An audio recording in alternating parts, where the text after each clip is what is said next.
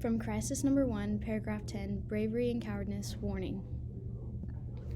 In New York, the Continental Army had lost multiple times to Great Britain. Many soldiers were starting to head home after their enlistment period.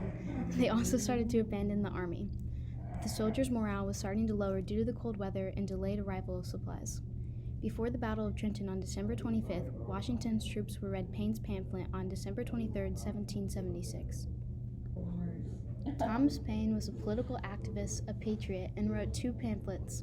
The two pamphlets were called Common Sense and American Crisis Papers. He was also revolutionary.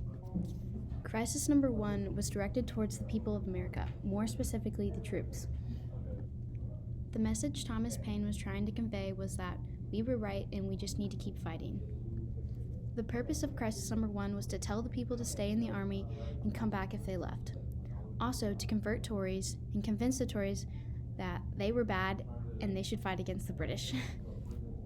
Thomas Paine was trying to explain that everything will be okay for the Patriots. He wants to boost their confidence about the war so they will be ready to fight. Not only will they be prepared to fight, but to win. Paine uses cowardry and bravery to boost their confidence. He shows that the Tories are the cowards and a part of evil.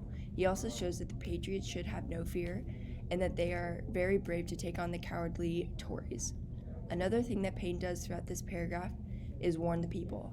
He warns them about how ruined their country will be from the war and how they are leaving the ruined towns for the future generation. By perseverance and fortitude, we have the prospect of a glorious issue. By cowardice and submission, the sad choice of a variety of evils. In this quote, Thomas Paine uses the contrast of bravery versus cowardice to show what the impact of each will cause. He says that by being brave and fighting for the cause, we will succeed, and by submitting ourselves to the enemy, Britain, we are giving in to evil. He is appealing to the American citizens' need to maintain dominance and their fear of showing weakness, and by relating this to the Patriots and Tories, it makes them more likely to choose a braver side.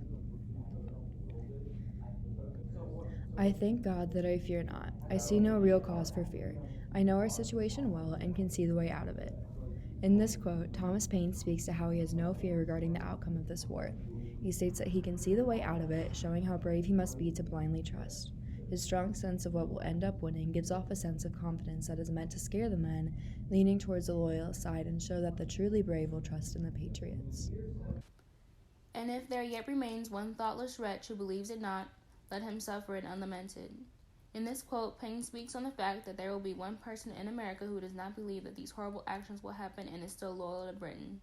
By using the words wretch and unlamented, Paine is able to strengthen his claim that if a person ignores what is coming, they will suffer. A ravaged country, a depopulated city, habitations without safety, and slavery without hope. Our homes turned into barracks and bawdy houses for Haitians, and a future race to provide for, whose fathers we shall doubt of. In this quote, Thomas Paine uses the rhetorical strategy of warning to implicate uneasiness upon the readers. He uses a candid tone to explain that if they don't win this war, they are destined for a life of misery. He is also putting a sense of an apocalypse inside the audience's mind. The publication of this document and the use of these rhetorical strategies impacted the Americans and the troops of the war in many ways. It boosted their confidence and motivated them not only to fight but to win the war.